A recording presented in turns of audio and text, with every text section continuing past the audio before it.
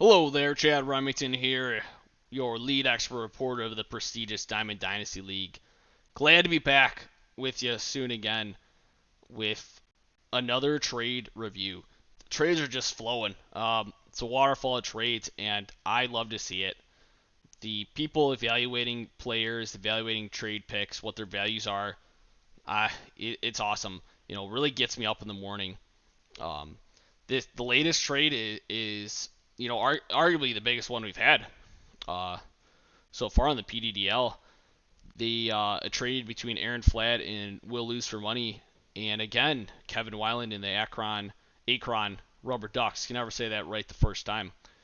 Uh, getting right into the trade.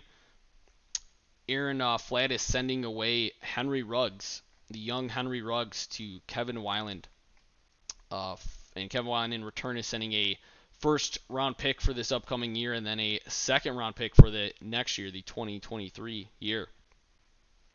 And quick gut reaction from this trade is, to me this is a little much for Ruggs, not by too much. So it's not terrible, but it is paying up a little bit for Ruggs.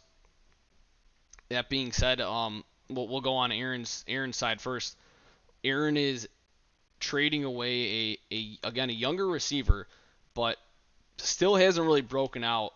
People are still kind of waiting on him to break out. He obviously is a talented receiver, but not really doing what he was expected coming into the league. As you can see, Aaron's got a lot of depth to his team, so his team is really not hurting by sending this away. And Aaron's still going to compete this year for a championship. Uh, you know, very minimal depth being allocated for this trade, and in return getting 2 draft picks. So just a giant win-win from Aaron on this trade. And from Kevin's perspective, let's again filling in. I think the weakest spot on his side, which let's look at this starting roster right now. Um, who does he still have on the old bye here, or the injury report I meant? So Chris Carson, Mozart are still on injury. And I mean, his current roster is still very strong. Taylor, but gonna fill in that spot. Pringle, kind of, could work out. But strengthening up this starting squad, and again, we talked about this last trade. I think he's trying to get through these next few weeks. Henry Ruggs on bye this week. Did not realize that.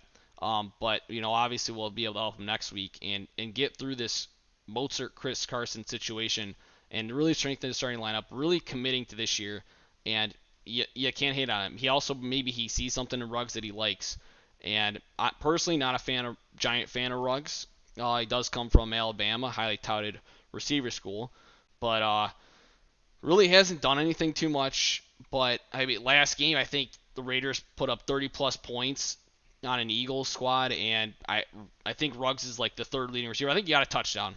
We can look at this. We can officially look at these. Let's see. He did get a touchdown, but I mean 4 targets. I think they scored 34, 33 points.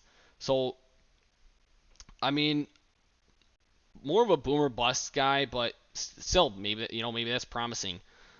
That the promise that Kevin is seeing. So overall, again, quick recap. I think value definitely on Aaron's side, trading away a depth player for future picks. One that he probably did start every once in a while, but trading for future picks.